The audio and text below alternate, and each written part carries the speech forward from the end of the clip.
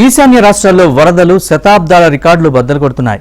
పదుల సంఖ్యలో జనం ప్రాణాలు కోల్పోయారు. సిక్కిం, మణిపూర్ సీఎంలతో మాట్లాడిన ప్రధాని నరేంద్ర మోదీ పరిస్థితిని ఎప్పటికప్పుడు సమీక్షిస్తున్నారు.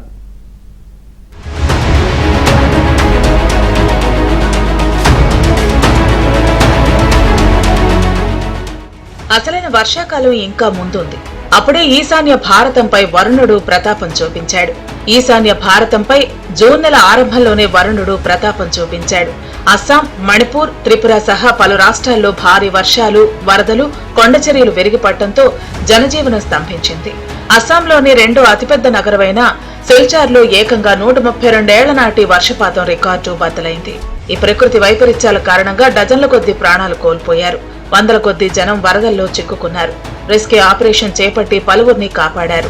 घर में पूरा पानी है। घर में तो आपके घर में भी पानी घुस गया? पानी घुस गया। तो घर पे ही है, लेकिन चांग बांध के चांग का ऊपर बैठा हुआ है।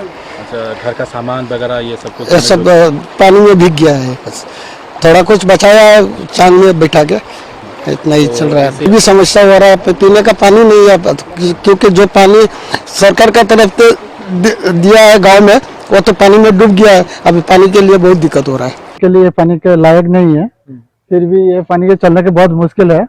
और एक माजुली का जितना पैसेंजर है, इन लोग को बहुत प्रॉब्लम पड़ जाएगा, इसीलिए जहाज सब बंद है। तो बड़ा जहाज होगा तो बात सही है, किंतु बड़ा जहाज है, किंतु हम लोग इधर चलने के लिए आए हैं, मैंने इधर अच्छा से माजुलीवासी को सुरक्षा देने के लिए हम लोग आए हैं। বহন বিভাগৰ ফেৰী চলাচল ইয়াৰ বাবে ব্যাহত হৈছে। লগতে আমাৰ নিমাতী ব্যৱসায়ী সন্থা যেনে অফলামুখ ফেৰী সেৱা আৰু আমাৰ নিমাতী কমলাবাৰী ঘাটৰ ফেৰী সেৱা। అస్సాంలోని సిల్చార్లో కేవలం 24 గంటల వ్యవధిలో 415.8 మిల్లీమీటర్ల వర్షపాతం నమోదైంది.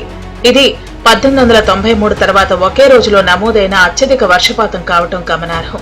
1893లో నమోదైన 290.3 మిల్లీమీటర్ల వర్షపాత రికార్డు బద్దలైంది. ఉపరితల ఆవర్తనాలు, అల్పపీడన ద్రోణుల కలయిక వల్లే ఈ అస్థిర వాతావరణ పరిస్థితులు నెలకొన్నాయి. తూర్పు ఉత్తరప్రదేశ్ నుంచి విస్తరించి ఉన్న ద్రోణి కారణంగా మధ్య అస్సాం నుంచి అరుణాచల్ ప్రదేశ్ వరకు తీవ్రమైన వాతావరణ కల్లోలం ఏర్పడింది.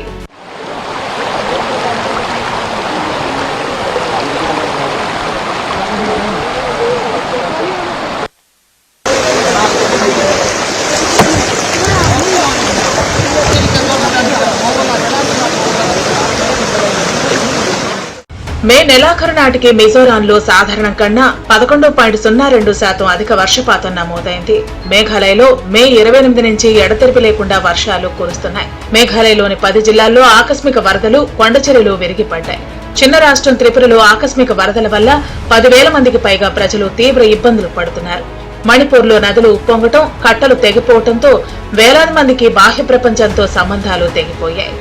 पूरा सपोर्ट है पुलिस ने, आर्मी ने और वहाँ के जो लोकल थे उन लोगों ने, बल्कि हमारे से रेंट भी नहीं लिया और खाने पीने का भी कोई चार्ज नहीं लिया। हेल्प पूरा टोटली हेल्प, उन लोगों का फीडबैक बड़ा अच्छा है।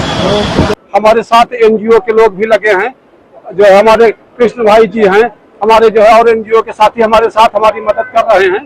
तो हम सिक्किम सरकार से यही चाहेंगे कि बचाव कार्य जो है लगातार आराम रखे जब तक हमारे बेटे और बहू को जो है मिल न जाए। आप लोग मुंशी धाम तक जाएंगे जहाँ पे हाँ, वही तो जा रहे हैं, वही घटना स्थल पे ही जा रहा हूँ। अभी डीजीपी साहब से वही वार्ता हो रही थी। पुलिस ने हेल्प किया आप लोगों का?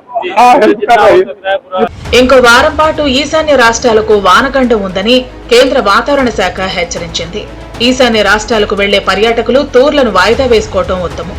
తూర్పు రాజస్థాన్ నుంచి ఈశాన్య రాష్ట్రాల వరకు అక్కడక్కడ భారీ వర్షాలు కురిసే ఛాన్స్ ఉంది. ఈశాన్య రాష్ట్రాల్లో దాదాపు 6 లక్షల మంది వరదలకు ప్రభావితమయ్యారు. రైలు, రోడ్డు వ్యవస్థ దెబ్బతినడంతో రాకపోకలు స్తంభించాయి.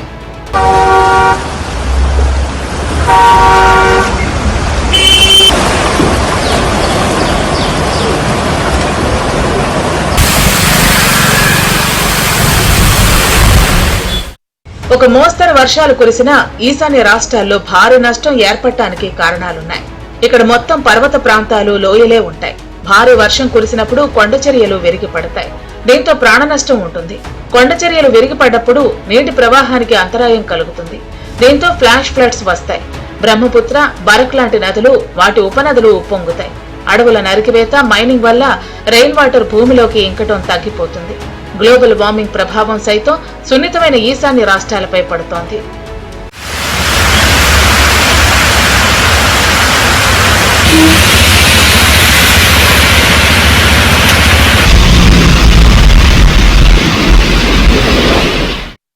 ఇటు దేశ రాజధాని ఢిల్లీకి సైతం ఎల్లో అలర్ట్ ప్రకటించింది ఐఎండీ. పెనుగాలులు, ఉరుములు, మెరుపులతో కూడిన భారీ వర్షాలు కురిసే అవకాశం ఉంది. ఈదురుగాలులు వీస్తాయి. ఢిల్లీలో యావరేజ్ టెంపరేచర్ సైతం తగ్గిపోయింది. ఢిల్లీలో విమాన రాకపోకలకు కొంత అంతరాయం కలుగుతోంది.